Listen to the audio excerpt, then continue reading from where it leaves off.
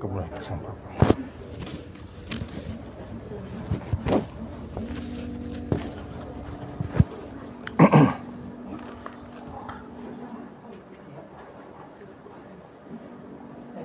Kemuliaan bagi Sang Bapa, Sang Putra, Roh Kudus, sekarang dan selalu, sepanjang segala abad.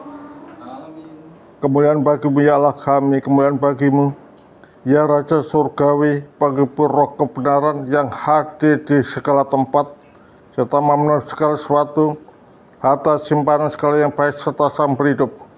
Datanglah dan tinggallah dalam kami, serta bersihkan kami dari kesalahan dan selamat jiwa kami yang baik. Allah Maha Kudus, Sang Kuasa, Maha Kudus, Sang Baka, menurut kasihan kami. Allah Maha Kudus, Sang Kuasa, menurut Sang Baka, menurut kasihan kami.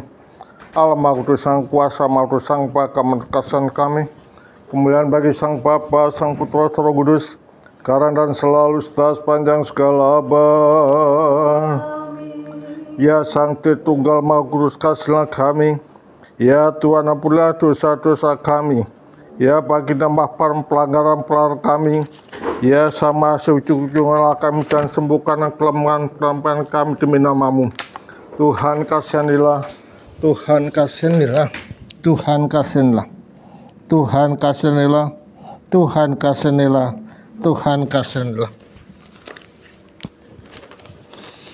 Kemuliaan bagi Sang Bapa, Sang Putra, Roh Kudus, sekarang dan selalu, sepanjang segala abad.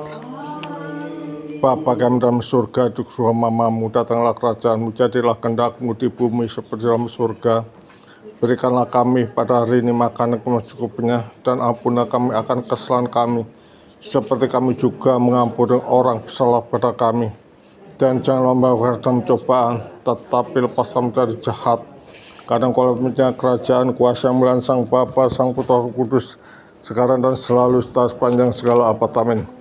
Ya Kristus, Allah sesembahan kami, yang pada saat jam ini merentangkan lengan-Mu yang penuh kasih di atas salib, agar semua yang lebih yang kurang boleh dikumpulkan kepadamu. Dan tolonglah kami, dan selamatlah kami yang bersyukur padamu. Kemuliaan bagimu ya Tuhan kami. Tuhan kasihanilah, Tuhan kasihanilah, Tuhan kasihanilah.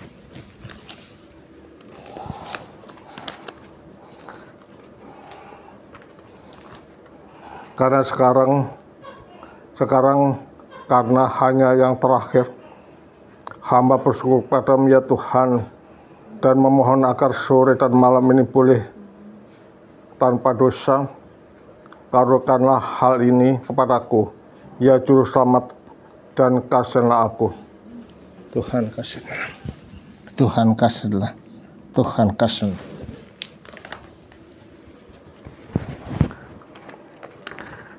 Sekarang dan selalu, sepanjang segala abad. Amin. Sekarang karena harinya telah hampir habis, hamba memuji-Mu ya Yang Maha Kudus, dan memohon agar sore dan malam ini boleh tanpa tak terganggu. Karuniakan hal ini kepadaku ya Juru Selamat kami, dan kasihanlah aku. Tuhan kasihanilah, Tuhan kasihanilah, Tuhan kasihanilah, Tuhan kasihanilah, Tuhan kasihanilah, Tuhan kasihanilah, Tuhan kasihanilah, Tuhan kasihanilah, Tuhan kasihanilah, Tuhan kasihanilah, Tuhan kasihanilah.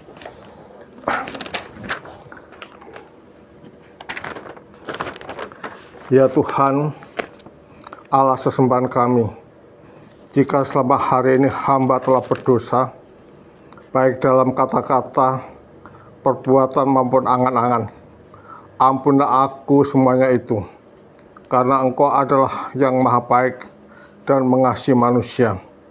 Karuniakanlah hamba tidur dengan tenang tanpa gangguan, dan lepaskan hamba dari semua pengaruh dan pencobaan si jahat. Bangkitkanlah hamba lagi pada saat yang seharusnya, agar hamba boleh memuliakan Engkau, karena Engkau itu maha hebat, bersama dengan anak tunggal-Mu dan Roh-Mu yang Maha Kudus, sekarang dan selalu, sepanjang segala abad. Amin. Aku percaya pada satu Allah, Sang Bapa yang Maha Kuasa, pencipta langit dan bumi dan segala sesuatu yang kelihatan maupun tak kelihatan. Dan pada satu Tuhan Yesus Kristus, anak tunggal Allah, yang diperanak dari Sang Bapa sebelum segala zaman, terang yang keluar dari terang, Allah sejati yang keluar dari Allah sejati, yang diperanakan dan bukan diciptakan, satu data kekayaan Sang Bapa, yang melaluinya segala sesuatu diciptakan, yang untuk kita manusia dan untuk keselamatan kita telah turun dari surga dan menjelma oleh Sang Roh Kudus dan dari Sang Perawan Maria serta menjadi manusia, telah disalibkan bagi keselamatan kita di bawah pemerintahan Pontius Pilatus. Dia menderita, sengsara dan kuburkan, dan telah bangkit lagi pada hari ketiga sesuai dengan kitab suci, dan telah naik ke surga serta duduk di sebelah kanan Sang Bapa, serta dia akan datang lagi di dalam kemuliaan untuk menghakimi orang hidup maupun orang mati, dan kerajaannya tak akan ada akhirnya. Dan aku percaya pada Sang Roh Kudus, Tuhan Sang Pemberi hidup, yang keluar dari Sang Bapa, yang bersama Sang Bapa dan Sang Putra disembah dan muliakan, yang berbicara melalui para nabi. Aku percaya pada gereja yang kudus, bersifat pemerata dan katolik, serta bersifat rasulia. Aku mengaku satu pengalaman bagi penghapusan, penyelaman bagi penghapusan dosa-dosa. Aku menunggu akan kebangkitan orang-orang mati serta kehidupan zaman yang akan datang. Ya Kristus Allah sembahan kami, yang pada segala waktu dan di dalam setiap jam, di surga maupun di bumi, disembah dan dimuliakan, yang panjang sabar, penuh belas kasihan dan belas asih, yang mengasihi orang saleh dan menunjukkan belas kasihan kepada orang yang berdosa, yang mengambil semua manusia kepada keselamatan melalui janji berkat-berkat zaman yang akan datang. Terimalah kiranya ya Tuhan permohonan kami pada jam ini, dan arahkanlah kehidupan kami sesuai dengan perintah-perintah-Mu. Sucikanlah jiwa kami, murnikanlah tubuh kami, luruskan angan kami, dan bersihkan pikiran kami. Lepaskan kami dari semua kesakan, kejahatan, dan kesalahan. Kelilinglah kami dengan malaikat-malaikat kudus-Mu, agar dengan dibimbing dan dijaga oleh mereka, boleh kiranya kami menyampai kesatuan iman dan pengetahuan akan kemuliaan yang tak terjangkau oleh akal, karena Engkau terberkati sampai sepanjang segala abad. Amin. Bapa, kami ucap syukur dan terima kasih atas cinta kasih-Mu yang Kau limpahkan dalam kehidupan kami. Kami serahkan persetujuan doa kami ini pada saat ini. Kiranya Tuhan Engkau memberkati kami, Engkau mengilhami kami, Engkau membawa pada terang-Mu yang ajaib. Biarlah pembukaan komunitas baru di tempat ini dengan nama Komunitas Jana Suci Herman dari Alaska. Kiranya Engkau berkati, sehingga dengan demikian komunitas baru boleh berkembang di tempat ini. Surabaya boleh mengenal akan Kristus melalui gereja-Mu di sini. Terima kasih Tuhan Yesus. Semua doa dan puji kami menaikkan ke tangan kuasa-Mu. Hanya di dalam nama Tuhan Yesus Kristus Juru Selamat kami hidup. Kami sudah berdoa mengucap syukur. Melalui doa-doa Bapa suci, ya Tuhan Yesus, salah kami, kasihanilah dan selamatkanlah kami. Tuhan memberkati kita semua. Tuhan memberkati kita semua. Amin. Ya, kita bisa kumpul di sini untuk berbicara tentang gereja ortodok. Gereja ortodok di Indonesia ini sebenarnya muncul pada tahun 1989. Diawali dengan Romo Daniel dan saya sendiri di Indonesia. Nah, kami yang adalah pelopor berdirinya gereja ortodok di Indonesia. Dulu tidak ada orang sama sekali tidak ada orang, dan sekarang sudah ribuan di seluruh tanah air, termasuk Surabaya, termasuk Semarang, termasuk Malang, termasuk Jember, termasuk Banyuwangi, termasuk Bali, NTT, Papua, Malaysia, Manado, Kendari, kita semua ada, dan bahkan di Makassar. Nah, pada waktu saya ke Makassar dulu, saya merasa nangis karena kok sudah ada di sini ya. Ya, kok ada di sini. Ini adalah merupakan suatu rahmat yang besar yang Allah berikan pada kita sehingga kita membentuk. Dan gereja Rasuliah yang didirikan pada tahun 133 pada tahun 33 Masehi di Yerusalem sudah terrealisasi. Nah, sekarang kami ingin berbicara gereja. Kapan gereja itu ada? Apakah betul bahwa gereja itu ada pada tahun 33 Masehi? Pada waktu peristiwa turunnya Roh Kudus. Ya kan? Banyak orang menganggap bahwa turunnya Roh Kudus di Yerusalem itu adalah merupakan lahirnya gereja. Tapi apakah sebelum tahun 33 itu gereja belum ada? Coba kita baca di dalam Kejadian 1 ayat 26 sampai 27. Kalau dengan Romo bawa Alkitab ya. Ya, kalau dengan Romo bawa Alkitab. Romo yang nggak bawa Alkitab. Ya. Kejadian 1 ayat 26 sampai 27. Kejadian 1 ayat 26 sampai 27. Ya. Berfirmanlah Allah, baiklah kita menjadikan manusia menurut gambar dan rupa kita. Berfirmanlah Allah, baiklah kita menjadikan manusia menurut gambar dan rupa kita. Supaya mereka berkuasa atas ikan-ikan di laut dan burung-burung di udara, dan atas ternak dan atas seluruh bumi dan atas segala binatang melata yang merayap di bumi. Terus, Maka Allah menciptakan manusia itu menurut gambarnya. Menurut gambar Allah diciptakannya dia, laki-laki dan perempuan diciptakannya mereka. jadi penciptaan itu belum total. Masih dalam taraf gambar, belum rupa. Nah, sekarang apa bedanya rupa dan gambar? Ya, gambar itu adalah merupakan refleksi dari bentuk asli. Sedangkan rupa adalah bertindih tepat dengan bentuk asli. Berarti kalau demikian untuk mencapai rupa itu perlu adanya struggling. Perlu adanya suatu perjuangan dan perlu adanya tata kalbu. Ya, perlu adanya tata kalbu. Artinya apa? Artinya untuk mencapai kesempurnaan.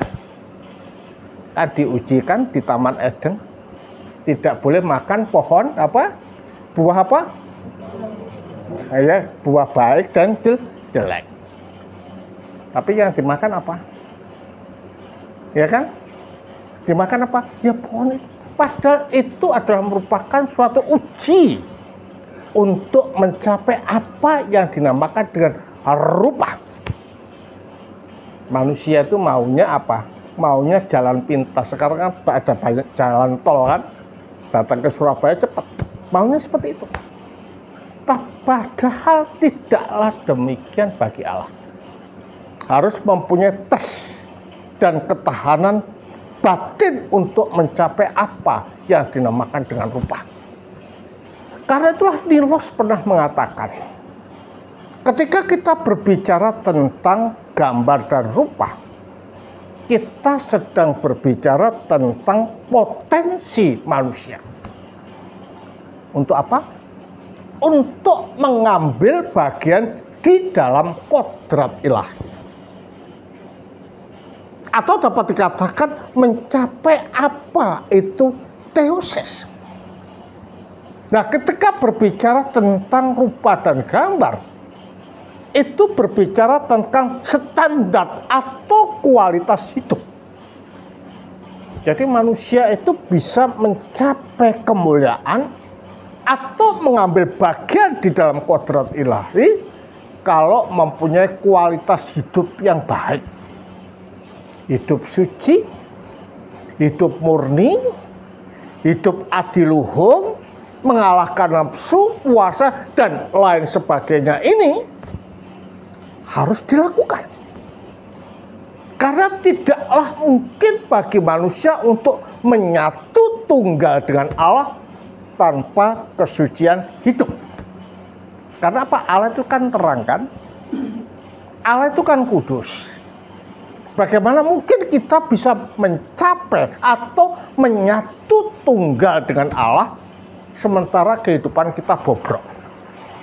Ya, sementara kehidupan kita rusak. Sementara kehidupan kita melenceng.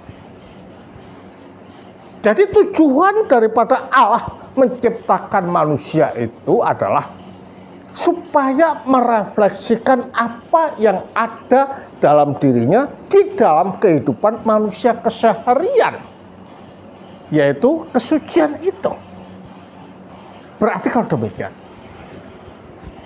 gereja ini sebenarnya telah terbentuk pada waktu diciptakannya manusia. Ya kan? Gereja ini telah dibentuk pada waktu diciptakannya manusia. Karena apa? Karena tujuan daripada gereja itu tak lain dan tak bukan adalah untuk dapat menjadi seperti Allah. Makanya di dalam kehidupan manusia, sebagaimana kehidupan Allah itu selalu berekstasi. Kalau orang bicara berekstasi, bicara mengenai kegembiraan yang luar biasa yang tidak dapat dibayangkan, kan gitu kan? Padahal ekstasi di dalam istilah teologi ini adalah moving, bergerak. Jadi Allah pada dirinya sendiri itu selalu bergerak atau keluar dari dalam dirinya sendiri menuju dirinya sendiri di dalam roh. Lah kalau berkeluar dari dalam dirinya sendiri menuju dirinya sendiri di dalam roh, dirinya sendiri siapa yang dituju? Adalah firman di dalam roh. Jadi kalau demikian dari kekal sampai kekal, Allah itu selalu memandang diri.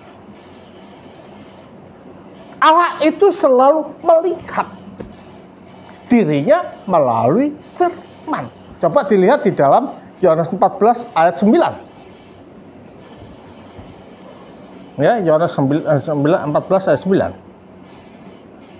Yohanes 14 ayat 9. Kata Yesus kepadanya, "Telah sekian lama aku bersama-sama kamu, Filipus, namun engkau tidak mengenal aku. Barang siapa telah melihat aku, ia telah melihat Bapa." Barang siapa yang telah melihat aku telah melihat Bapa. Aku di sini siapa? Firman. Bapa di sini apa? Allah. Ya kan? Jadi barang siapa yang telah melihat aku melihat Bapa. Berarti kalau demikian dari kekal sampai kekal, Yesus yang adalah jelmaan daripada Sang Firman itu sebagai tempat Allah bertajalli, sebagai tempat Allah menyatakan diri, sehingga Allah yang tidak nampak, Allah yang tidak dapat dikenal, yang dapat dikatakan Allah yang bersifat gaib dan roh itu bisa diketahui dan dikenal sejauh itu dinyatakan oleh firman. Coba kita lihat di dalam Yohanes 1:18. Ya. Yohanes 1:18. Yohanes 1 ayat 18. Ya. Tidak seorang pun yang pernah melihat Allah, tetapi anak tunggal Allah yang ada di pangkuan Bapa, dialah yang menyatakannya. Tidak seorang pun dapat melihat Allah, tetapi anak yang ada di pangkuan Bapa itulah yang menyatakan. Jadi Allah yang bersifat gaib, Allah yang tidak dikenal, Allah yang tidak diketahui itu dapat diketahui dan dikenal melalui anak yang ada di pangkuan Bapa. Anak ini siapa? Kira-kira siapa, Mas? Firman. Nah, dikatakan di pangkuan Bapa ini apa? Ada di dalam diri Allah. Enggak kan? Di pangkuan Bapa itu menunjuk ada di dalam diri Allah. Coba kita lihat di dalam Yohanes 8:42. Yohanes 8 ayat 42. Kata Yesus kepada mereka, "Jikalau Allah adalah Bapamu, kamu akan mengasihi aku, sebab aku keluar dan datang Sebab aku keluar dari Bapa. Berarti sebelum keluar ada di mana? Ada di dalam Bapa. Bukan hanya firman saja yang ada di dalam Bapa, tetapi Roh pun juga ada di dalam Bapa. 1 Korintus 2 ayat 11. 1 Korintus 2 ayat 5. Tak beri 1 Alkitab. Korintus 2 ayat Dulu. Tak beri Alkitab yang bawah. 1 Korintus 2 ayat Ayat 11. 1 Korintus 2 ayat 11. Siapa gerangan di antara manusia yang tahu apa yang terdapat di dalam diri manusia selain roh manusia sendiri yang ada di dalam dia? Demikian pula lah tidak ada orang yang tahu apa yang terdapat di dalam diri Allah selain roh Allah. Berarti kalau demikian roh juga ada di dalam diri Allah atau diri Bapa. Nah, dengan demikian kita tahu bahwa pengertian Allah yang Maha Esa itu bukan menunjuk kepada satu yang sendirian. Ya. Tetapi pengertian Allah yang Maha Esa yang kita sering dengar ini menunjuk bahwa Allah itu satu. Tetapi satunya Allah itu lebih tinggi walaupun tidak berarti lebih banyak. Karena di dalam satunya Allah itu ada firman dan roh yang tinggal dari kekal sampai kekal. Ya, yang tinggal dari kekal sampai kekal. Berarti kalau demikian, jika firman dan roh itu tinggal di dalam Allah, apakah itu berarti tiga? Tidak kan? Berarti Allah tiga? Tidak. Tetapi satu kemelekatan di dalam diri Allah. Nah, dari sini kita dapat melihat bahwa manusia diciptakan oleh Allah itu mempunyai suatu potensi supaya di luar Allah itu ada pribadi lain yang memantulkan kehidupan Allah di dalam kehidupan kita keseharian. Artinya apa? Artinya saling mengasihi. Artinya apa? Saling melengkapi. Artinya apa? Saling merangkul satu sama lain. Dengan demikian jelas bahwa pada saat penciptaan itu gereja sudah terbentuk. Nah, bagaimana dengan peristiwa Pentakosta itu? Peristiwa Pentakosta adalah merupakan renovasi keberadaan manusia yang jatuh dikembalikan kepada posisi atau porsi yang semula, yaitu tak bercacat di hadapan Allah. Coba kita lihat, ya. Coba kita lihat dalam 2 Petrus 1:4. 2 Petrus 1 ayat 4. 2 Petrus 1 ayat 4. Dengan jalan itu ia telah menganugerahkan kepada kita janji-janji yang berharga dan yang sangat besar, supaya olehnya kamu boleh mengambil bagian dalam kodrat ilahi. Supaya olehnya dengan jalan apa? Berbuat baik, ya, berbuat suci, ada laku di dalam hidup, melandaskan Kristus, maka kamu akan mengambil bagian di dalam kodrat ilahi. Atau dapat dikatakan mengambil kemuliaan Allah di dalam kehidupan kita. Jadi kalau demikian jelas bahwa keberadaan manusia sebelum jatuh dalam dosa itu bagaimana? Seperti ini kira-kira? Gimana Mas? Apakah seperti ini keberadaan manusia sebelum jatuh dalam dosa? Dipikir nggak seperti itu? Tidak. Coba kita lihat di dalam Matius 13 ayat 42. Matius 13 ayat 42. Semuanya akan dicampakkan ke dalam dapur api, di sanalah Ya, akan yang terbakar. anu seperti matahari. 14 atau Matius berapa? 43. Matius 43. 43. Pada waktu itulah orang-orang benar Ya, akan 43. bercahaya seperti matahari Ya, dalam kerajaan Bapa. jadi orang-orang pada waktu itu, pada saat Kristus datang, keberadaan manusia itu seperti matahari. Ada tamu, Pak Erwan. Coba dibuka. Coba, ada tamu.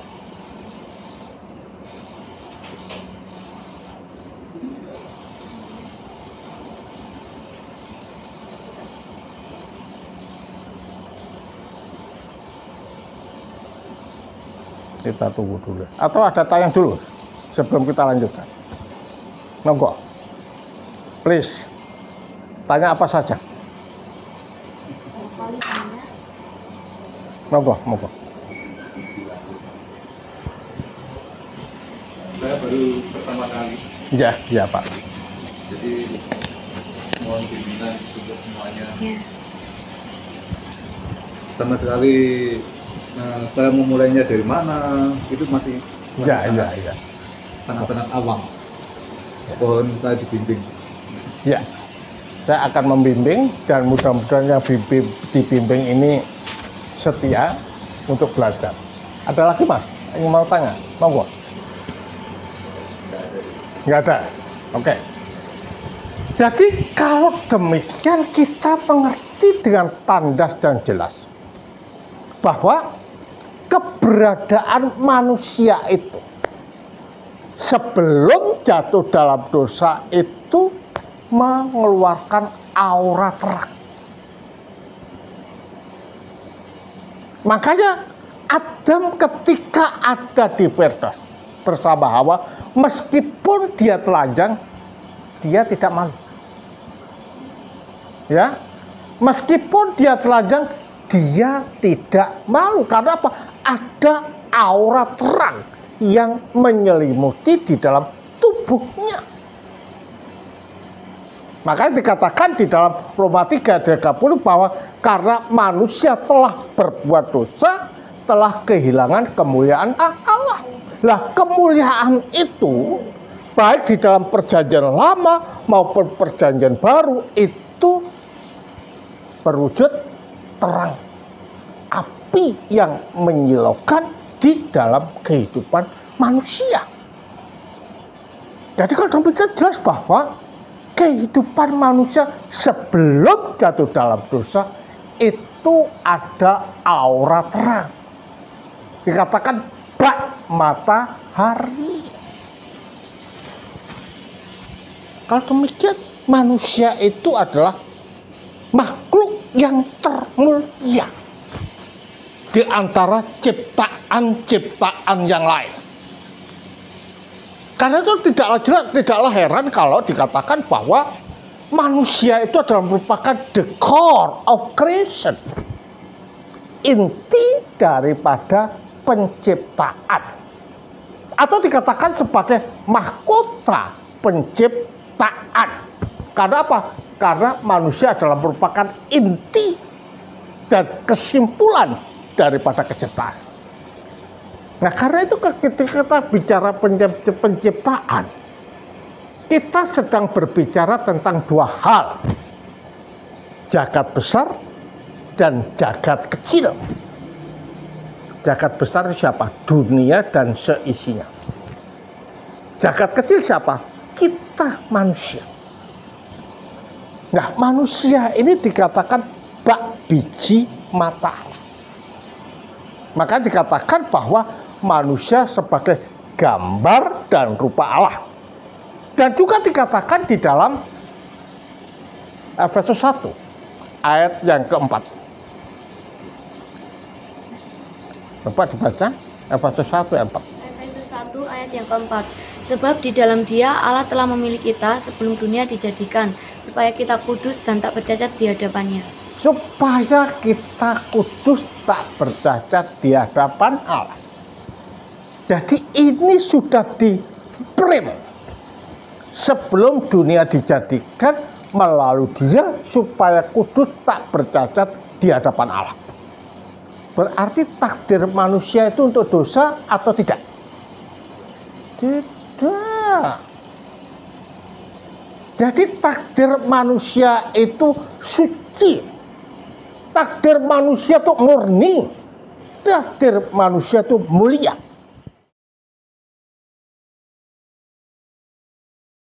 Ya, karena jelas dikatakan bahwa baiklah kita menciptakan manusia menurut gambar dan rupa kita. Di dalam Efesus 1 tadi ayat 4 bahwa sebelum dunia dijadikan melalui dia kita diciptakan menurut gambar dan rupa Allah.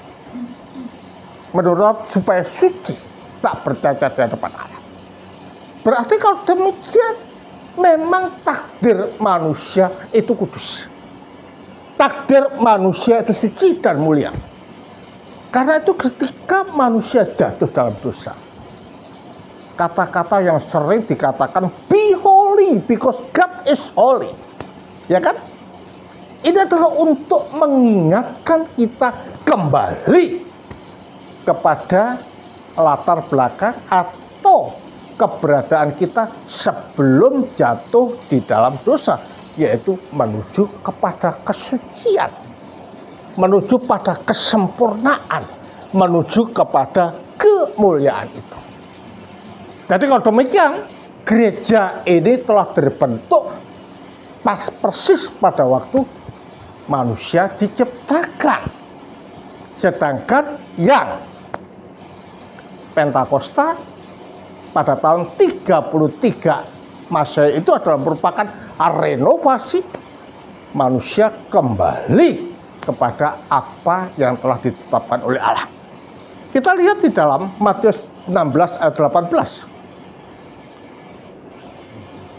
Matius 16 ayat 18. Dan aku pun berkata kepadamu, engkau adalah Petrus, dan di atas batu karang ini aku akan mendirikan jemaatku, dan alam maut tidak akan menguasainya. Engkau adalah Petrus, di atas batu karang ini aku akan. Berarti gereja sudah berdiri belum? Belum. Ya kan? Pada waktu Kristus datang di jagat ini, gereja belum berdiri. Dalam artian fisiknya. Ya, aku akan mendirikan gerejaku dan alam maut tidak dapat menguasainya. Artinya bahwa ketika kita ini menjadi gereja, malah dicangkokkan oleh gereja, di dalam gereja kita ini selalu diperhadapkan kepada maut. Kita diperhadapkan pada pertentangan dan kita selalu diserang oleh setan untuk dihancurkan. Nah, sekarang saya tanya, gereja itu siapa? Apakah itu gedung yang mewah?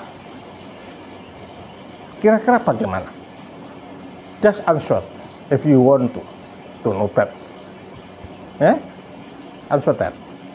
Kira-kira gereja ini gedung atau apa? Dan siapa? Mas, ada apa? Gereja gimana? Siapa? Gereja itu adalah Kristus itu sendiri. Ya kan? Jadi kalau kita ini menjadi gereja, karena kita dicangkokkan melalui apa? Baptisan. Ya kan? Kita dicangkokkan melalui baptisan dengan titik pijak gereja yaitu Kristus, di dalam gereja yaitu Kristus itu sendiri melalui para imam. Makanya kalau kita berbicara the core of the church, kita tidak menunjuk pada pribadi-pribadi lain. tetapi kita menunjuk kepada sosok. Siapa? Kristus. Kira-kira Kristus pernah bertikai enggak? Enggak kan? Kristus pernah berselisih pandang dengan dirinya enggak? Tidak kan? Makanya ketika di Korintus terjadi perselisihan, membentuk kelompok-kelompok. Ada kelompok Apolos, ya kan? Ada kelompok Paulus dan lain sebagainya, mengatakan apa? Apakah Kristus terbagi-bagi? Ya kan? Katakan tidak. Berarti kalau demikian pertikaian-pertikaian yang ada di dalam gereja ini bukan gereja yang bertikai, tetapi yang dicangkokkan menjadi gereja itu yang bertikai, yaitu orang-orangnya. Makanya gereja itu masih tetap murni, ya, masih tetap utuh dan masih tetap mulia. Dari sini siapa yang tanya? Silahkan. Mungkin saya ingin tanya Bapak, siapa namanya Pak? Saya Rupinto dari Luntut. Oh gitu ya? Saya ingin tahu, mungkin belum kenal Romo Yohanes ya? Yang saya Romo Yohanes. Oh di YouTube sudah tahu di YouTube. Oh kenal itu. Ya. Oke, siapa yang tanya? Silahkan. Kumpul Romo di sini. Sebelum nanti saya bicara tentang hal-hal yang lain. Saya masih Ya, tentang definisi gereja itu sendiri. gereja itu bukanlah menunjuk kepada gedung, ya, atau bangunan mewah. Tapi gereja itu sendiri adalah menunjuk pada sosok mulia. Siapa? Kristus. Jadi kalau kita berbicara mengenai gereja itu, saya sebagai gereja, you not church. You became church because you unite with him through baptism. Ya kan? Jadi gerejanya siapa? Kristus. Nah, itulah yang menyelamatkan, itulah yang memulihkan, itulah yang memperbarui kehidupan kita di hadapan Sang Kali. Makanya dikatakan bahwa pergilah, jadikan semua bangsa muridku, kan kita baptislah mereka dalam nama Bapa, Putra, dan Roh Kudus, dan ajarlah mereka. Ya kan? Berarti dari kata-kata pergilah di sana menunjuk pada pengertian bahwa para rasul ini adalah sebagai pelanjut daripada misi Kristus. Kata pergilah. Baptislah. Berarti kalau demikian para rasul adalah sebagai penyelenggara sakramen. Ya kan? Ajarlah. Berarti para rasul itu adalah sebagai standar dari suatu ajaran. Apakah yang diajarkan? Segala sesuatu yang kuajarkan padamu. Berarti kalau demikian yang diajarkan itu tidak boleh yang lain selain apa yang diajarkan oleh Yesus.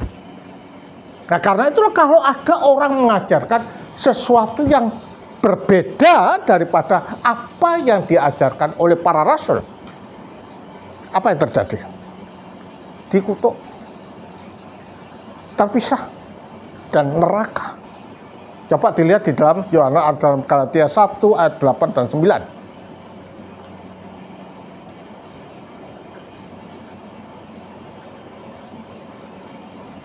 Ya. Galatia 1 ayat 8-9.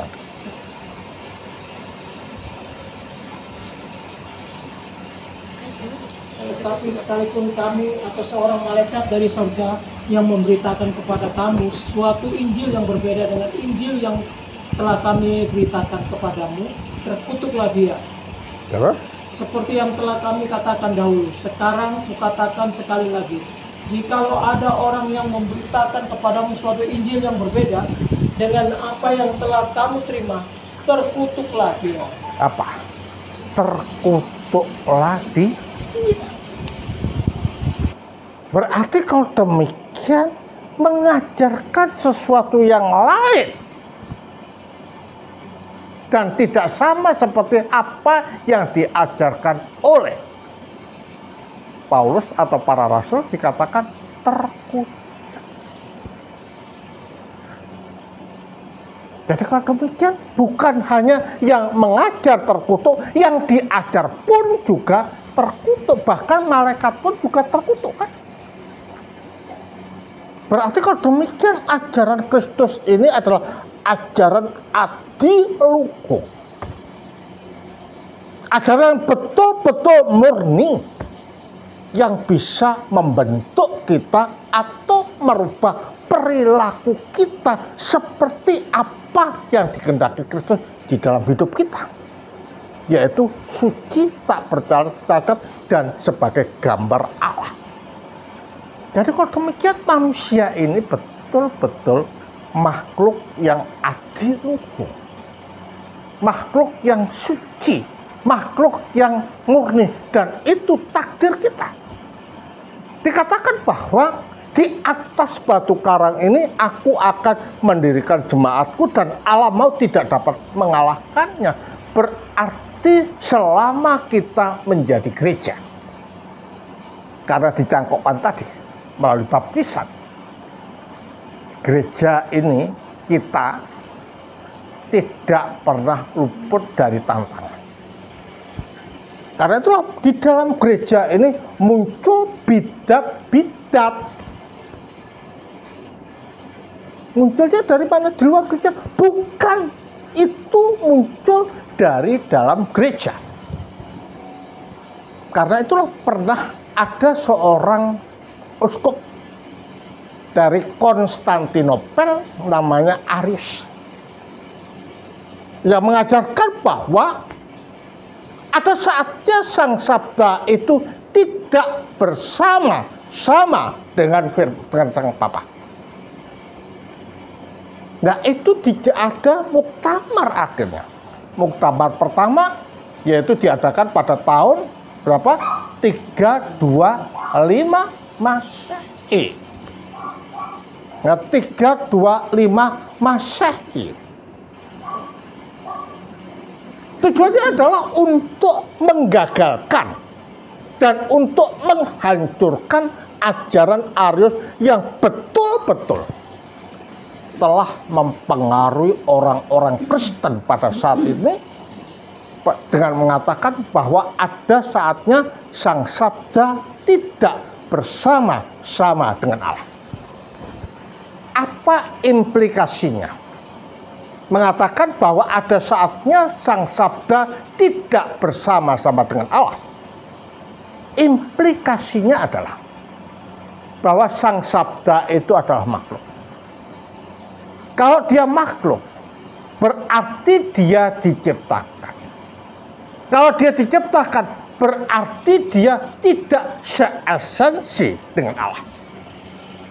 Lah, pandangan semacam ini tentu saja salah.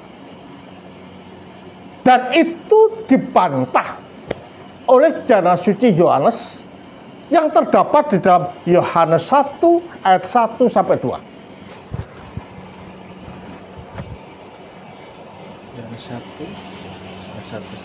Yohanes 1 ayat 1 sampai 2. Ya. Pada mulanya adalah firman, firman itu bersama-sama dengan Allah, dan firman itu adalah Allah. Pada mulanya adalah firman, firman itu bersama-sama dengan Allah. Firman itu adalah Allah. Nah, ada yang mempunyai suatu kesimpulan yang mengatakan Allah ya firman, firman ya Allah. Ya kan? Tidak demikian. Allah ya Allah, firman ya firman. Mengapa pada mulanya atau firman Allah bersama-sama dengan firman, dan firman itu adalah Allah. Ya, mengapa demikian? Karena firman itu ada di dalam Allah. Kalau firman itu ada di dalam Allah, berarti satu esensi di dalam kealahan. Makanya firman itu dapat dikatakan Allah meskipun bukan Allah itu sendiri. Allah itu siapa? Bapa. 1 Korintus 6 ayat 8 ya. 8 atau 6 atau 1. Cepat. Ya.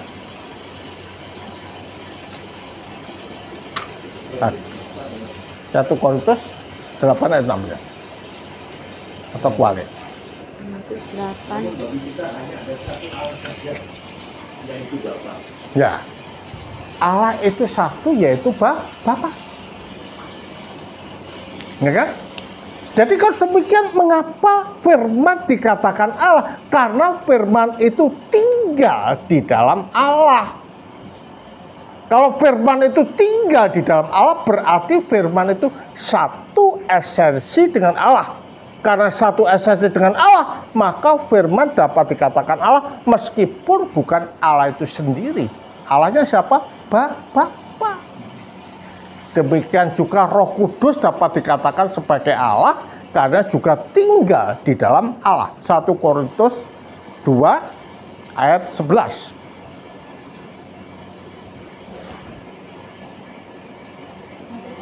2 ayat 11. Siapa gerangan di antara manusia yang tahu apa yang terdapat di dalam diri manusia selain roh manusia sendiri yang ada di dalam dia? Demikian pula lah tidak ada orang yang tahu apa yang terdapat di dalam diri Allah selain roh Allah. Ya, berarti kalau demikian roh Allah juga ada di dalam Allah. Dari sinilah Bapak Ibu kita mengerti bahwa Bapa itu adalah tempat pemersatu hubungan Tritunggal Maha Kudus. Makanya kalau ada orang mengatakan tidak percaya Tritunggal Maha Kudus, itu keblinger. Karena Allah Alkitab itu menjelaskan secara tandas bahwa Allah itu satu, tetapi di dalam Allah yang satu itu dari kekal sampai kekal diamlah firman dan roh. Nah, dari sini kita dapat melihat bahwa pandangan Sabellianisme yang mengatakan bahwa ada pengkotak-kotaan zaman itu ditolak dengan tegas. Karena Sabellius pernah mengatakan bahwa pada waktu Perjanjian Lama Allah itu berdiri sebagai Bapa. Sehingga pada waktu itu ketika menciptakan jagat, firman tidak ada, roh tidak ada.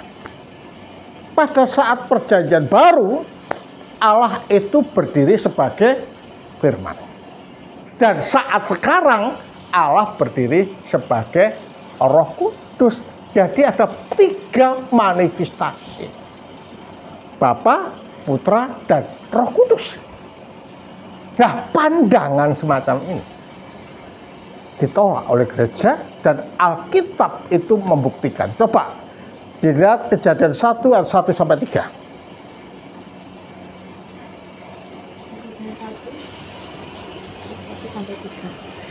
Pada mulanya Allah menciptakan langit dan bumi. Ada kata Allah di sana. Terus? Bumi belum berbentuk dan kosong, gelap gulita menutupi samudra raya, dan roh Allah. Ada roh Allah di sana. Berfirmanlah Allah. Ada firman. Berarti pada waktu menciptakan jagat, ya, Allah itu selalu bersama-sama dengan firman dan rohnya. Dengan demikian ajaran Sabellius itu ditolak dan terbantahkan. Banyak orang mengatakan ajaran-ajaran Sabellius semacam ini dikemas dalam kemasan baru yang sering kita lihat pada waktu kita di rumah, kita sebagai bapak, ya kan? Pada waktu kita keluar dengan mobil, kita sebagai supir. Pada waktu kita menggendong anak, atau pada waktu kita berbelanja, kita sebagai pembelanja. Tapi orangnya sama, ya kan gitu kan? Dan pandangan seperti ini kan dulu sering terlontar. Padahal Bapa, Putra, dan Roh Kudus itu mempunyai hipostasis yang berbeda. Bapa mempunyai hipostasisnya sendiri atau realita nyata sendiri, Roh mempunyai hipostasisnya sendiri, dan Firman mempunyai hipostasisnya sendiri. Jadi kalau demikian, kalau itu hanya merupakan suatu manifestasi dari satu sosok seperti yang dikatakan oleh Sabellius, itu salah. Karena itulah dikatakan di dalam Yohanes 5:17.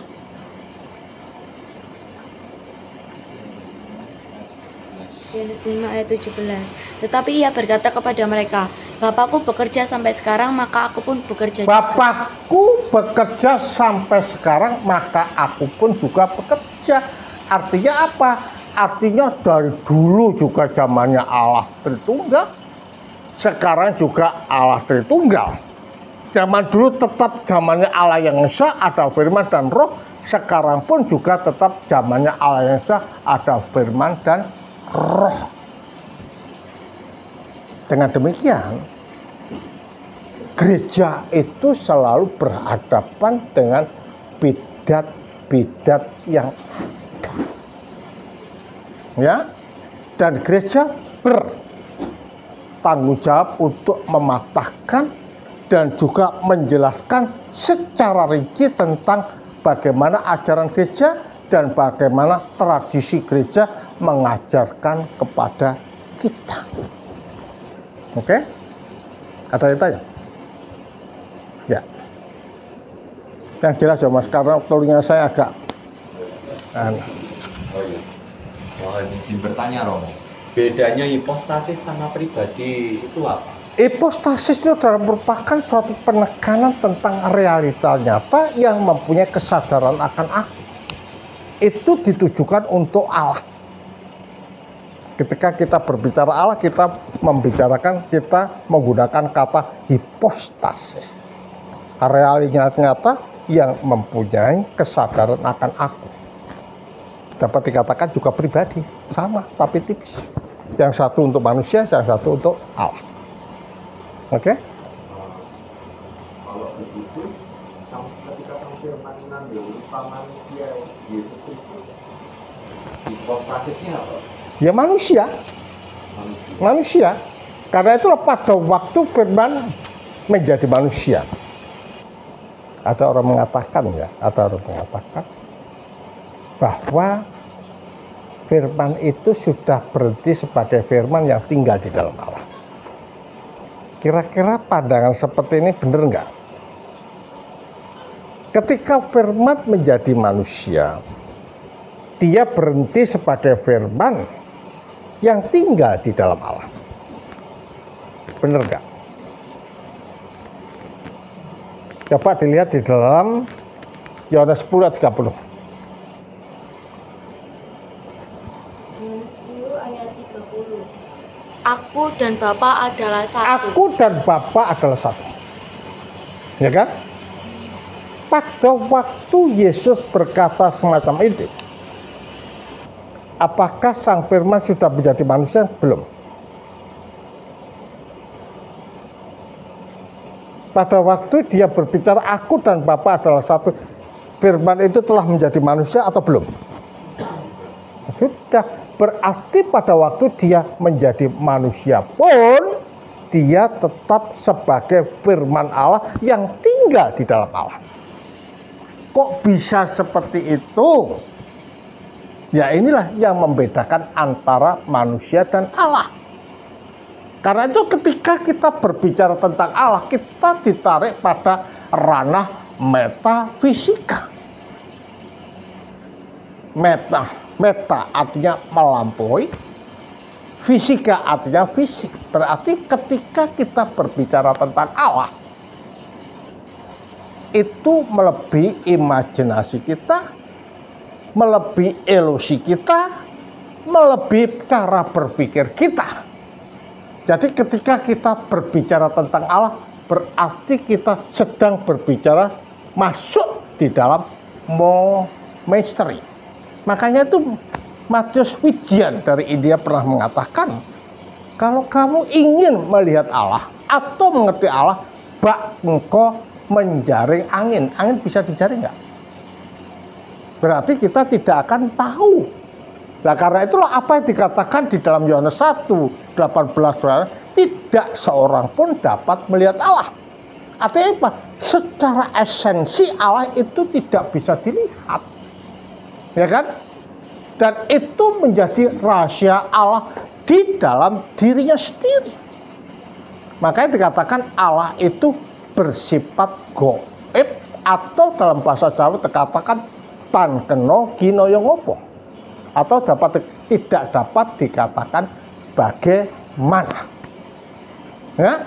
Jadi kalau demikian pada waktu kita bicara mengenai hipostasis pribadi itu the same, hanya penggunaannya aja yang beda.